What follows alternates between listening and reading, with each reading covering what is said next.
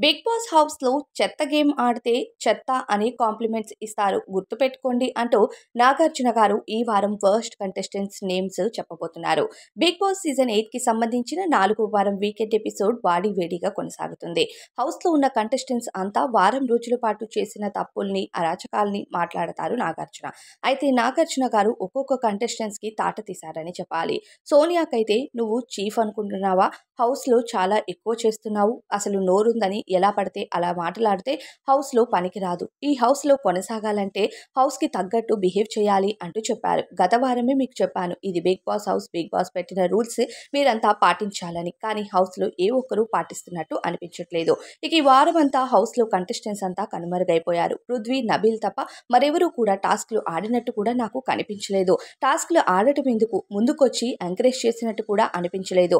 ఎప్పటికప్పుడు డిస్కరేజ్ చేస్తూ కంటెస్టెంట్స్ అందరూ ఎవరు వెనక వాళ్ళు తింటూ కూర్చొని ఉండటమే కనిపించింది.